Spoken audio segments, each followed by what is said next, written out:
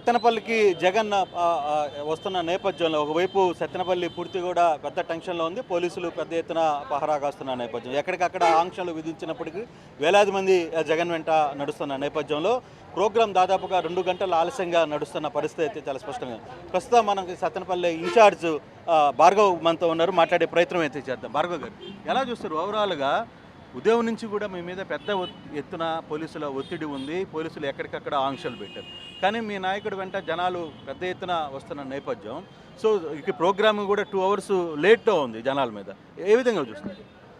అంటే మీరు చెప్పింది పొద్దునుంచి అన్నారండి, కాదు 2 రోజుల నుంచి అవుతుంది. అది కన్ఫ్యూజ్ చేయడం జరుగుతుంది. క్యాన్సిల్ అయిందని, లేదు మేము పర్మిషన్ ఇవ్వలేదని చెప్పడం జరిగింది, మళ్ళీ ఆగి ఇచ్చామని చెప్పడం జరిగింది.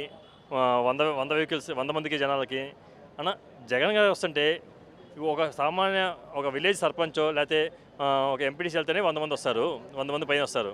జగన్ వస్తారని 100 మంది పర్మిషన్ ఇవ్వడం ఏమన్నా న్యాయం? అది ఎవరైనా ఆగుతారు జనాలు? మీరు చూస్తుంటారు, పొలాల్లో కూడా వస్తున్నాయి బైకులు వేసుకొని. బైకులు నడపలేని చోట బైకులు ఎత్తి పైన పెట్టుకొని వస్తున్నారు, కాలాలు దాటిస్తున్నారు బైకులు. ఇది ఒక లాభితే ఆగేది కాదన్న. ఇది జగన్ వస్తుంటే ఆయన ఒక పెద్ద మాస్ లీడరు. ఆయన వస్తే మీరు బ్యారికేడ్ కాదు, మీరు ఏంది చాపినా ఎవరు ఆగరు. మీరు చూస్తూనండి, అక్కడి నుంచి చూస్తూనే ఉన్నారు. గుంటూరు మొత్తం నిండిపోయింది. నెక్స్ట్ నల్లపాడు మొత్తం పరిస్థితి అంతే ఉంది. జనాల నుంచి రాలేక మీరు చూస్తున్నారు అది ఎంత లేట్ అవుతుందో. ఇక్కడ 2 గంటలు లేట్గా నడుస్తున్నారు. ఇక్కడ పరిస్థితి కూడా అంతే ఉంటుంది. ఆయన వచ్చే లోపల ఊరు మొత్తం నిండిపోయి ఉంటుంది ఖచ్చితంగా. ఆయనకి ఘన స్వాగతం పలుకుతారు మన సత్తెనపల్లి నియోజక కార్యకర్తలు, వైఎస్ఆర్ కుటుంబ సభ్యులు అందరూ. ఖచ్చితంగా ఇది పొదిలిని తట్టింది ఖచ్చితంగా. మీకు బేసిక్గా నిన్నటి నుంచి మీరు చెప్తున్నారు, నిజంగా మేము కూడా చూస్తున్నాం. ఉదయం నుంచి వస్తున్నప్పుడు పోలీసుల ఆంక్షలు పెద్ద ఎత్తున ఎక్కడెక్కడ చెక్ పోస్టులు పెట్టారు, ఆటోలు రానివ్వడం లేదు. వీళ్ళందరూ రాకపోయినా ఇంత జనాల్ని ఎలా సమీకరించగలిగారు? ఎక్కడి నుంచి వచ్చారు ఈ జనాలు? అన్న, ఇది మేము పిలిస్తే వచ్చింది కాదు, వాళ్ళంతా వాళ్ళు వస్తుంది. ఇది మేము ఒకరిని పిలిచి మీరు రండి అని చెప్పింది కాదు. 2 రోజుల క్రితం మేము అన్నాం, తర్వాత కాదండి ఇట్లా ఆంక్షలు పెట్టారని కూడా చెప్పాం జనాలకి క్లియర్గా. కానీ ఆయన వస్తుంటే వాళ్ళంతా వచ్చే జనాల్ని ఎవరు ఆపలేరు. మీరు ఏ ఊరికి ఎవరు బ్యారికేడ్స్ పెట్టారు, ఎక్కడికెక్కడ ఈ జనాలు పెట్టారు. దాదాపుగా సత్తెనపల్లి చుట్టూ 5 బ్యారికేడ్స్ పైన పెట్టారు ఆపడానికి.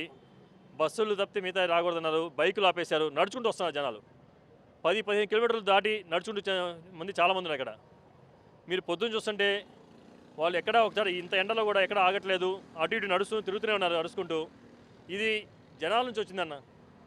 ఈ 1 సంవత్సరం కూటమి ప్రభుత్వం చేసిన పాలనని చూసి వాళ్ళు చేసిన ఈ రెడ్ బుక్ పాలనకి ధీటుగా వాళ్ళ భయానికి బయటకు వస్తాం. భయపడితే భయపడము, మేము బయట తిరుగుతామని చెప్పి ధీటుగా వస్తున్న సమాధానం ఇది. ఖచ్చితంగా ఇది జగనన్న 2.0 లోడింగ్కి ఒక కార్యకర్తకి ఆయన జవాబుదారీగా 1 సంవత్సరం క్రితం మరణించిన మన కుర్రకుంట నాగమల్లేశ్వర గారి ఆయన వాళ్ళ కుటుంబ సభ్యులని పరమశనానికి వస్తుంటే ఇది ఆపడం ట్రై చేస్తారు. కానీ అది ఎవరితరం కాదు.